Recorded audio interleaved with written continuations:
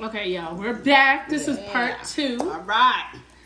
And Nicole has some questions. She got her little notepad, y'all. So, you know me with my notes. No, but we were talking about Wendy and her addictions. And she's been very vocal, very open, very honest about her history. And, you know, started off with her having food addictions as a younger child and weight issues. And I think she embraced that as she went along. I think she kind of got a hold of it. Diet, exercise. She went vegan, I believe. Yeah, for a she while. even went completely clean to have a successful pregnancy. Yeah. So it does show that she has a lot of willpower, because Yeah. I think that is significant. Most people can't just go cold turkey once they're addicted to something. Right. But also her son and her nephew did say that when she was on the radio, they remember nights that she would come home and just drink or do coke. Yeah. Yeah. And then, you know, the next morning, you know, so she has struggled with that, like this addiction on a whole is it had a hold of her. Yeah, and you know, you have to remember New York nightlife, very fast paced. And she was definitely in the nightlife, because you remember back when Beyonce came out with them Manolos and them jersey dresses, she was talking about how Beyonce and Jay-Z were going to be together. And then one day she was in a club, and I don't even remember the name of the club. But she said she was in a club and she seen Beyonce and Jay-Z was there. And she said, yep, they're going to have babies. They're going to get married. She said, gotcha. And sure enough, it happened. The rest is history. Yeah, so, you know, like I said, I don't think she really ever was hiding her addictions, but I just wanted to point it out. Like, she did have I want to say addictive personality. You know, that's a tendency to do that. So I don't want anyone to think like, oh my God, you know, she's hiding that. No, she's always been she's been vocal. This is what it is. Yeah. And I think she had, you know, her struggles that because for her that was a coping mechanism. Yeah. And I think that's essentially what people really need to understand when it comes to this is Wendy didn't want to be an alcoholic or want to be someone doing drugs or someone being addicted to food. She didn't want any of that, but her way of coping was that. Yeah. And I think when you're always running at a certain pace, you need that. You know, how often is Wendy like vacationing and taking time off? We never really seen Wendy Williams on vacation. Yeah. She wasn't a person to relax. Even now, that's why I think it's bothering her so much to not be working, because she's just used to working. She's always working. I didn't think about that, but you're right. Yeah. So she's, you know, I just don't want anyone to take it as like we said, she's human. And that's the reality, is that really treating her as if she was human. And even giving her the grace. Because I feel like a lot of people see her on a platform where they dehumanize her and not realize, you know, she's a regular person. You know, she's someone's mom. She's someone's aunt. She's someone's sister. She's someone's daughter. You know, and realizing that, like, we see her as Wendy Williams, the celebrity, but other people see her as a sister, a mom. You know, and those are the things where, when you think about the public and how the public views the situation, and they're very harsh critics towards her. You know, a lot of this is not something that she could control, because if she could, it wouldn't be like this. Right, exactly. And you have to remember, her life is just spiraling out. Literally of control. everything. When everything is stripped from you. And you're stuck with yourself, unless you're really comfortable with you. How you gonna be comfortable with no job and no money and you're by yourself? Like, like that's just, and the fact that her family can't see her.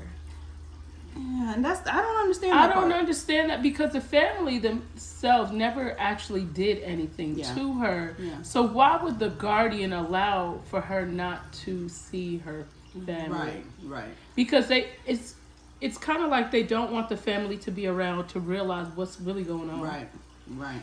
But I'm wondering, was that done because of the husband? Was he considered family at the time? No, they were divorced by then, right? You know, was it because of the son and the spending? Like, it just doesn't seem It like... can't be the son and the spending, because the spending is a whole nother element of you being able to see your family, right? Yeah. And there was no actual cause. But what I think is very interesting is that they were really trying to stop this documentary. Yeah. Right? Like, and they kept saying, we have to stop it because Wendy has dementia. Okay. So they really were trying to make everyone feel like, y'all can't watch her. She don't even know what's going on. Wendy still know what's going on, because when she talk about what y'all be doing to her, she's very clear and she don't miss a beat. Listen, they try to say Cat Williams is crazy. Like I said, they always say somebody crazy when they telling the truth. So that kind of makes me wonder, and just her family not being around, I don't know, that's just so bizarre. But I also said, remember what I said? I said, was it Michael Jackson under medical care? And look what happened to him. Whitney Houston, Prince. You know, I mean, who are these experts around you that know better? Somehow they seem to be. And when your family had you and you could visibly see, but I think that's where the turning point is with this, where things may change, because it's so in their face. The courts can't say they didn't see it. Yeah. You know, like it's too much.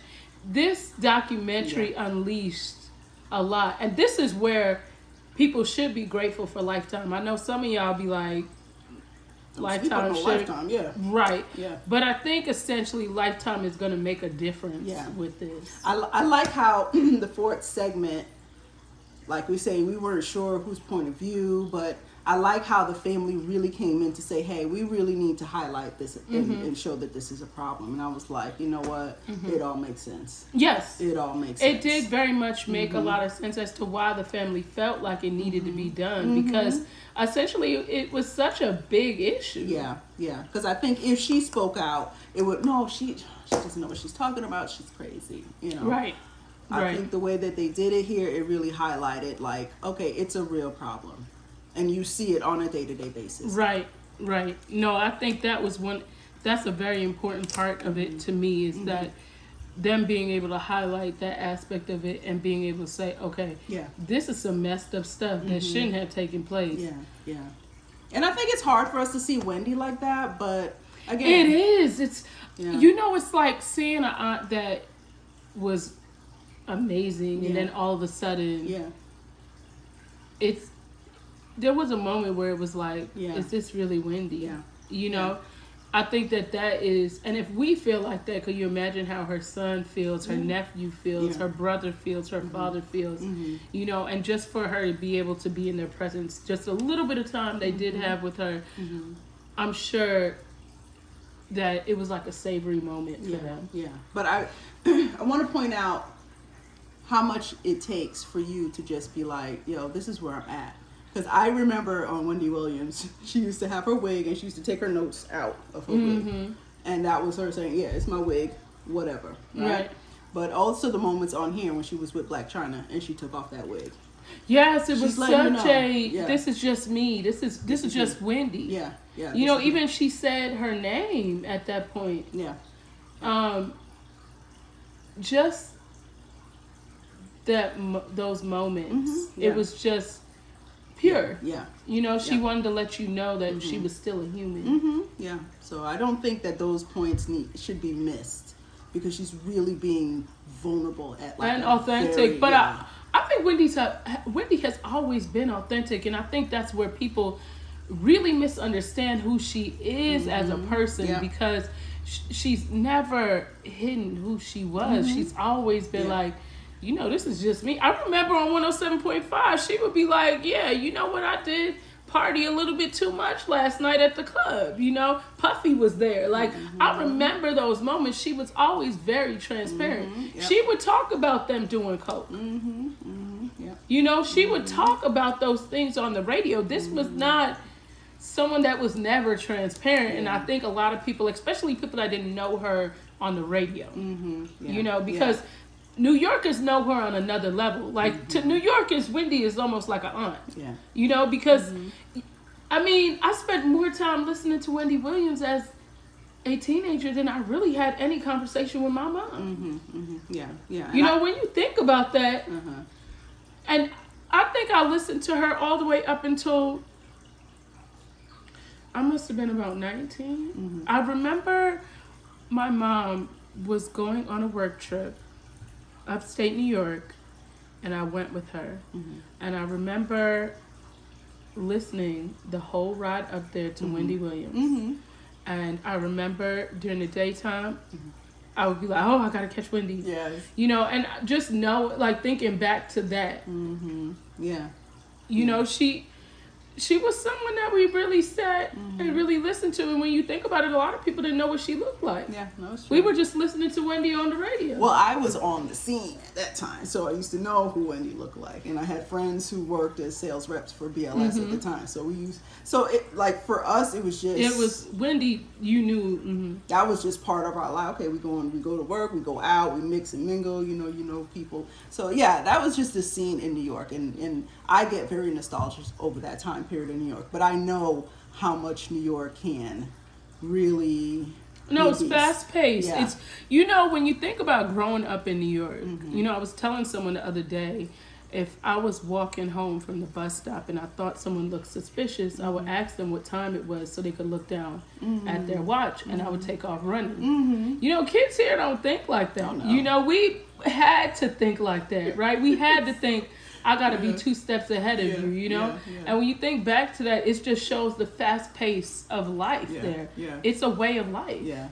I remember I used to come to New York when I was younger. I've been coming to New York for forever. I grew up in Connecticut. And I remember my aunt, she always used to tell me to, you know, put your money in your pocket, but put tissue inside your pocket to cover the money. So one time I'm not paying attention, and she took my money out of my pocket, and then she said, let me get $2 or whatever it was. And I go there, and my money was gone. And I'm like, oh. She's like, didn't I tell you to put the tissue in your pocket? So it's like we were taught to be savvy. No, we were taught to be Yeah. very savvy Yeah. because even now as an adult, when I think of, like, I think 2 steps ahead of people, and people are oftentimes confused as to why I think like that. I'm like, I was literally raised to think like that because I grew up in a big city. Right. And I think, you know, when you think back to it, we laugh because we're like, that's just naturally how we think. Yes. But it's so fast paced, and I could see that's why. You know, Wendy had to keep up with that. Yeah. Especially keeping up with nightlife and having to get up for the radio, because there was at some points that she was on the morning show. Yep. You know, and she did end up doing an evening show, but at some point she was doing a morning show. Imagine having to be at work that early in the morning. Wendy had to have, and you know, leaving the club at 2-3 o'clock in the morning and getting up at 5 to be at work. I'm telling you, she was always working. So this sitting down, nothing to do, this is why she's so hungry to get back on the radio, because what else does she know? It's just working. That's her whole life. Like, that's what she knows. It's not like she has her husband anymore. It's not like, you know, there's a lot of things she doesn't have right now. For her, the only thing she always did have and could control was her career. Yeah. And so for her not to be able to have that and control her career is... It's a spiral, and I could see how she's even spiraling. when they yanked the show, it's not like she had any part to say. And you know, the station really didn't know what to do. They were trying to hold on to it as long as they could, and they brought Sherry on after. And I mean, I'm gonna be honest with you, I don't think Sherry was ever really. I never watched her show because I thought she was kind of whack. You know what I'm saying? Like nobody could ever replace Wendy Williams, and I think for me, I was just like, what is this lady doing on the TV? I think people constantly. I know I was. When is Wendy coming back? Right. Is Wendy? Is she back yet? What happened to No, Wendy? that's literally. And, you know, she knew all the hip-hop artists. You know, she always, Remy Ma, when she was even coming out of prison, like, she knew everything that was going on. Even Papoose, her husband, and Remy came on her show. You know, she interviewed the who's. But you have to understand, 90s hip-hop, a lot of those people came up together. She knew them when they was especially in New York, and big shirts. Because most of the music up until 2005, came straight out of New York. I don't know if you know, when music went downhill is when it came out of the South. When they started doing that rock and lean, the rock and lean. Watch when it started, right. When it started to turn into that foolishness, it came straight out of the South. Atlanta, to be specific. Yeah. But when music came from up top, music was... New York had its own culture. Like, we were immersed in music. Like, our whole childhood was music. You know, like... I don't know, when you think about it now, all I listened to was music. Music was a part of who I was, you know, and to... Yeah. It really, that 90s music really made, it was the culture, because that's where the fashion came from. The fashion came from the music videos, even Sita's World. Hits from the street. You know, that was, if we weren't listening to music, we was listening or watching a show that had music videos or was showing music. It was literally our entire lives. So if you were not in New York, you had to understand that was a heartbeat of itself. You know, and she was in the middle of all of that. So I mean, it's iconic, and it's a time period where it's very nostalgic. It's extremely nostalgic, and when you think, that's why really watching the documentary for me was sad. You know, it made me see her in a light that I would have never wanted to see her in, and you know, there was moments where I was just like, this is a lot. To see her on that level, you know, and to know that there's people out here stripping her like that. Well, you know what? It's also, and I get very nostalgic, it's also the end of an era. It's very sad. It's like when Sex and the City stopped. It was like, what are we going to do now? You know what I mean? Or even talk shows. When you think about it, when Ricky Lake, Jenny Jones, Jerry, all of them kind of stopped, that was the end of an era. And when you think about it, all of us are so damn nosy now. Because we were all into these, we were into it. Reality TV shows, I didn't even realize how long ago they started, because remember when Flavor of Love came out, I said, wow, I'm old. You know, like when you think about it, that was like, talk shows, I mean, come on now. I would just be like, Yes. You know, like that was literally the highlight of my day when Ricky Lake was coming on. You know, Maury. Literally, you know, when you think about those things, and even growing up in New York, because you got to think, like, I was an audience in the Maury show multiple times. Like, it was like, you know what, we're just going up to 34th Street to see Maury. You know, like that was just a moment. That's it. You know, and to even see that era close, it's been like a lot of eras that have closed, and to see them, it's you know, and because TV is not the same. No. I laugh with my daughter because I'm always like, well, back in my day, and it was literally like 5-10 years ago. It's like, child, you like, I ain't even really did that for real. Everything changes. So now I understand what these 80-year-olds talking about back in my day. Like, I get it. I can relate. Yes. So yeah, like it really was not like a long time ago, but it was a while ago. And it was just like, wow. And you think about it, COVID really sped a lot of stuff up that wouldn't have traditionally been sped up. Like everything, even social media. Now social media was big before, but would it be as big as it is now? No, I think it would have been 7 to 8 years later. I think because of COVID, it really sped it up and kind of forced us to get into a level of technology. Because you think about it, there's a lot of people that still really didn't know how to use their phone. No. And we ain't had nothing else to do, so we're like, okay, so now I have to learn this phone because clearly I don't have nothing else to get on. Right? I can't watch anything else moving. Right? I can't go outside and watch anything move. Right. So I'm gonna have to sit on this phone and figure this out Figure it out. Figure it out. You know, so like when you think about that, I think a lot of things changed during COVID, and the fact that this happened to Wendy during that era is.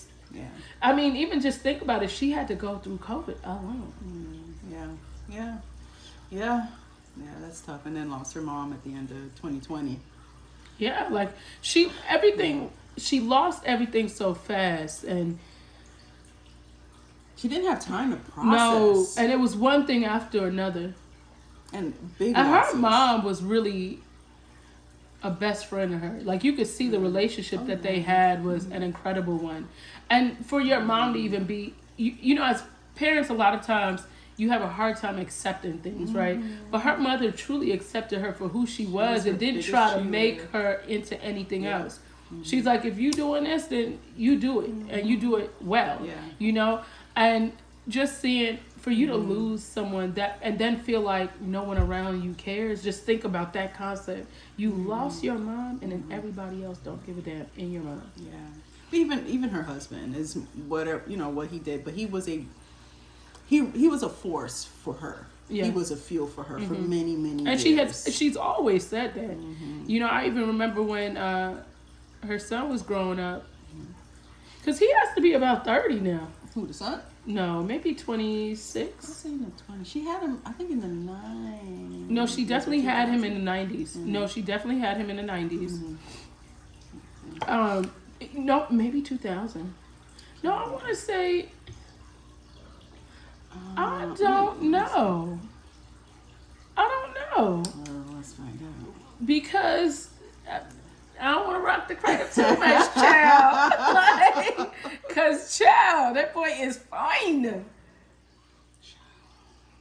I'm like, you know, is anybody gonna talk about that? Cause I haven't seen it. Like, I know his mama's sick right now. Right. Yeah, but are we gonna talk about how his mama's fine? Yeah. I mean, how that boy fine? Yeah, he's very fine. He's 23. Oh, see, okay. Yeah, that boy is fine. He look grown to death. He don't look 23. No, not to me. Not mine. He don't. He look like 28, 29. But then I started thinking I was 15 when he was like 3. That's why I was like, maybe. You know what I'm saying? I was like, maybe. Like, just maybe. Yeah. And that's true because he was like 3 when I was like 15. That boy was fine. And I remember his mom talking about him on the radio. She always spoke about him. Yeah. So when you think about stuff like that, he's always been. Yeah, that was her. You know, because she had several miscarriages. So this was her baby boy. You know? So yeah. And even when in the documentary, when he came to dinner, like her face literally lit up when she seen him. Yeah. You know, like. For somebody that y'all claim can't remember nothing. But like I said, how is it that she has dementia and then she cleans up so well when she's not around those evil forces? You know, they say Illuminati is something serious. Like, you just don't. Because, I mean, even the way Wendy cleaned it up. Not Wendy, Whitney Houston. And for that to happen right after... I never really understood that. She was finally making a comeback. Like, finally making a comeback. You think that her daughter died the same way as her mother dying is coincidental? Oh, no. But now I will say this, because I actually knew Bobby Christina. And what I will say is she really struggled with her mom's death. Absolutely. And because you got to think, Whitney never treated her like a little girl. She always treated her like her best friend. So being in a world without your best friend just didn't seem normal to Bobby Christina. And I think that was essentially what she was struggling with.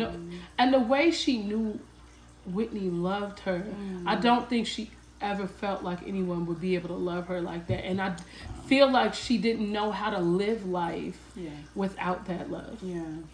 You know, I mean, she went through a lot of stuff with her mom. She's watched her mom do coke. She has watched her mom hung over, and she had to take care of her. You know, she had a big cross to carry. You know, and for her to have to experience that at a small child, it forced you to grow up fast. Yeah, and then take a loss on top and of take that loss. Yeah. She just couldn't manage it, and I think essentially, to be honest with you, I know the tabloids, the news, the autopsy say something different, but I really think it was an overdose. Yeah, I do too. Because that's all she knew. She watched her mama do that her entire life. Hell, she was doing it with her mama at one point. And you know, I don't want us to miss the fact, as fine as Kevin is, he's still a kid. No, he is, and he still needs his mama. Like to think at my age how much I still need my mom, right? To be 23 and not have your mom is devastating. And to watch her like decline in front of you and there's nothing you can do. That's a very helpless feeling. Yeah. Particularly for a kid. No, that just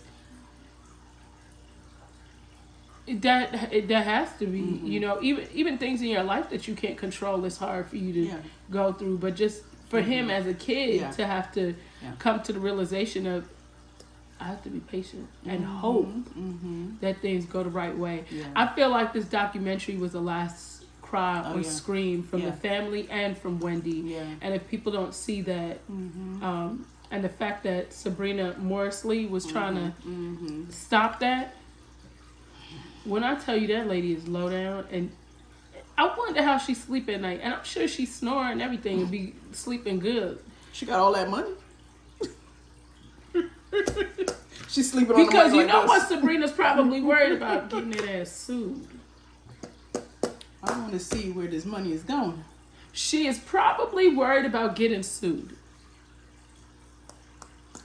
Because now you're going to have to show receipts. And you got to show me where this came from. Because not only will she be sued, somebody's going to have to pay that out. Wells Fargo's going to have to cut that check. Shouldn't they be investing, putting her money in mutual funds, putting it in stock? How is the money just dwindling? Where's this going? Right. No CD accounts, nothing. How are you more a fiduciary in terms of her family who's spending $100,000? Where's all this money? You should just let the family spend the money then, if that's what you claim they were doing. Because I think $100,000 in comparison to $20,000, and then a year later you only worth $500,000. $20 million. I'm pretty sure. $20 million to $500,000. I mean, right? You know, Kevin wasn't doing it that big. I need to see my statements. No, literally, and the fact that she doesn't even have access to that is beyond me. Yeah. Like, think about it. If you're spending my money, even if you're not giving me access, I should be able to look at my statements. So you're not even letting me look at nothing, because then what am I suing? I don't understand, how is this helping? What's the point? No, I mean, it's you know how New York City is. It's real tight knit. Them courthouses, all them big dogs. You see how they seal them files real quick. That was another thing. The fact that she sealed why she filed it. Girl, when I tell you, if that comes out. Because we can't determine anything until we see that. And they made sure to. But I'm telling you, now that this has spiraled like this, you think the family ain't gonna get an attorney to handle this? I think the tables will turn soon. Something's fishy. That was exactly why this documentary came out. So trust and believe the family was not trying to exploit her, and neither was Wendy trying to exploit herself. But she figured, look, if y'all want to be out here telling the story, let me tell the story best, and I'll do it on the best channel, on my own terms. Yep. Because if you don't know, I've been telling stories all my life. Right. So what you haven't really seen is that I'm gonna give it to you. What you're not gonna do is stop me from telling the story. I'm like, you might have been able to try it in some little town somewhere. But Wendy Williams from a big city, nah, she wasn't finna let that happen. And I think they really missed that. I'm like, you keep forgetting, you in New York and she a New Yorker, so you're not gonna be able to run that game. Right, exactly. Let me tell you, I do think this is gonna expose a lot. I think there's way more to come. I'm telling you, I'm here for the tea. So I don't know if y'all know, but Sabrina's court date is tomorrow, which is Tuesday. Chill. What you gonna argue about? What's the argument? I wonder. I don't think they're gonna. Do you think? Well, I mean, it's court, so that it has to be public, right? Public record for the? I don't know. I'm like, what is she arguing on? Like, I mean, because at this point it's exposed, but supposedly she was trying to sue Lifetime, but I don't know if y'all noticed, Sabrina's name was nowhere in the Lifetime documentary. They blurred it out. So they said, okay, we're going to protect ourselves. We're going to air it, but we're going to air it without the lady name. But you know one thing about them TikTok streets, they not safe. And if anybody could find you, it is TikTok, honey. They're on it. Because if they found lesion, quickly. Lisa Teresa's ex-husband, Quickly, they found that man. Sabrina knew she was gonna be exposed. Okay, That's what she's like. Let me sue real quick. Let me come file these papers. That was her last thing. Was like, okay, maybe I need to. And she did it right before it aired, and they denied it, but they set a court date. She was thinking they wouldn't deny it. So now that they're already aired, she's sitting at the house. I'm sure she probably looking a lot like Wendy right now. She probably looking a lot like Wendy.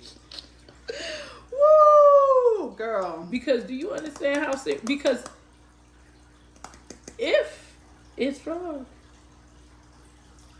I was gonna say we want answers. No, that's prison time. That's not even, now it's no longer just a lawsuit. Yes. That's, you go into the big house. The feds. Yeah. Yeah. Like and them people at Wells Fargo, somebody gonna go down for this too. They've been down so The much. manager? Yeah.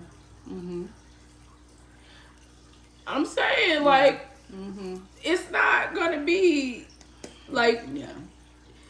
she was trying to protect herself, legally, not even just trying to protect what people thought of her. She was more like, wait, this is finna come out. It's this weekend, right? Not next weekend. Okay. Think fast. What do you do? Okay, throw it. Wait till Thursday because it's supposed to air Saturday. So if I do it Thursday and they approve it, then Lifetime that spent all this money, they can't go ahead and do it. I'm telling you right now, if somebody in the circle somewhere attached to any of this mess ends up dead, I'm the judge is like, oh man. Well, I didn't really. The information they gave me wasn't this. I mean, because he know. Yeah. You know who Wendy Williams was. Yeah. Or is. Yeah. When I tell you the tea that's gonna come out, girl, it's gonna be good. It's gonna be hot. I mean, summertime tea in Jamaica, right off the kettle. Yeah. That thing gonna be hot. Piping hot. When I tell you, child, that one's gonna be something else. Boy, I tell you. So definitely more to come with that. This is not the end of this. Absolutely We're gonna see a lot. Absolutely not. We're gonna see a lot come out. Yeah. That's what I said. This exposed so much. You could get so much. Well, even just the legal system in New York, just because this is probably gonna open up doors for other people. Other people are gonna start to talk. Think about it. People have been really quiet about stuff like this because people are scared of legal actions, right? They don't want judges trying to do something to them because these judges have a way of, But if one person comes forward, other people are going to say, I have a story. So I wouldn't be surprised if we see that come to surface as well. Right. Especially the amount of people that DM'd me and said, well, I'm going through this with my aunt, or I'm going through this with my sister. Like, there's people out here really going through this. And it's frustrating. They have said this guardianship system is broken. They've said it's broken. So, At what point are they going to fix it, though? That's my question. If you know something's broken, at some point, it generally gets fixed. You know what? It's a matter of who's saying it's broken, because it's working for somebody. They're not going to fix it. Okay. So, well, there's that. It's subjective. Broken for who? Okay, right. Because they were spending money mighty well. I mean, if I got that 20 in. And I would love to know how Sabrina's living. Was she on a yacht last week? Front and center, Sabrina. Yeah, we got some questions. See, yeah. TikTok. We need you to get on Can you guys that. go find Sabrina Morsley? We need you to get on that.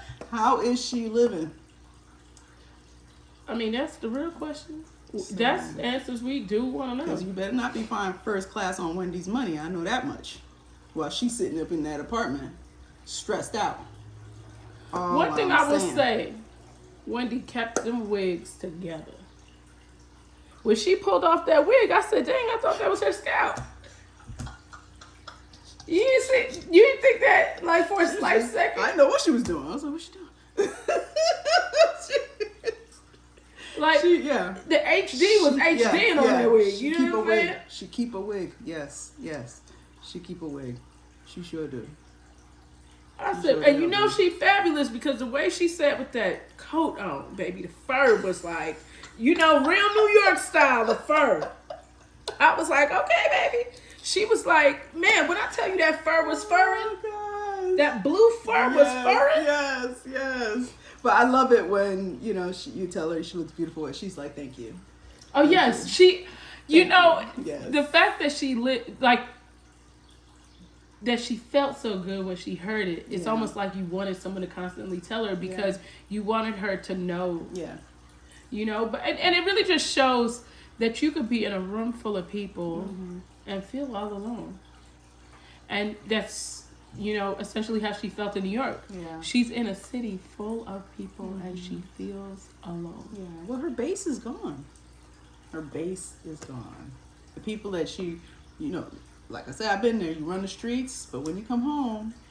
And what is home to her now? An empty room with liquor. You know, so it's really devastating. Yeah, I think this was not just devastating for the family. I think for her fans, her true fans, really felt this. This was a hard one to really watch. You know, there's a lot of documentaries I don't even flinch at. Right, you know, you don't even see a teardrop or a thought about it after. A lot of the saliva. Right? You know what I'm saying? Like there's quite a few that I didn't even really think twice about. Right. You know, Gypsy Rose to me for one. Yeah. But this one really, it hit the core. Like you felt it. You know, when she spoke, you felt hurt by her words where she was feeling devastated. Yeah. You know, you felt like these people were betraying you. Yeah. You gotta wake up to these people every day. Yeah. And then people talking about she talking to him rude. I sure would be talking to him rude too. Yeah. You done took my money and left me here with a refrigerator with no food. And I'm supposed to be nice to you? Yeah. Because I can imagine her house in New Jersey. But you making sure this lady doing my nails go to HELL. You know what I'm saying? Like, child. Well, I can imagine her home, like her home in New Jersey. Like, that was her home, you know? Now she's in this room and this chick doing her nails. Like, I would be... Yeah, I'd be pissed too. People, like, and I think people are missing that aspect of it. You know what I'm saying? Like... Yeah. And I wouldn't even really care how you took it. No, not really. No. Imagine her home and she had her closet and that was her space. And then when she just had her own setup and now she's in a room and you telling her to wear this. I would say F you too. Like which Chanel are you trying to wear? Right. I want you to Chanel your way on out this door is what I really want you to do. I don't blame her. You know, like the frustration that she has, I can't even be mad at her. Yeah, you're here for me. I'm not here for you. You're here for literally. Me. Yeah. So, remember who's paying you. Right. And putting food on your table. For you and yours. And y'all out here taking advantage of my money and you going to be in that hotel looking for the liquor like you don't give me the liquor at the house. It's already in my bag. What are you talking about? That was the part that took me out. I was like, why is he clowning on this TV here? Looking all hard and shit. You know where it's at. Stop it. Stop. It's crazy. Like, that really tripped me out. Because I was like, am I tripping? Or is this really a game? Yeah, are we playing Where's Waldo? It's happening. Yeah, it's happening. Because I'm like, he's out here playing in our faces. Cameras on. Like, dude, do you not know that we seen the rest of the documentary where you was like, you drank this whole thing as in you bought it yesterday and you didn't understand how it was all going?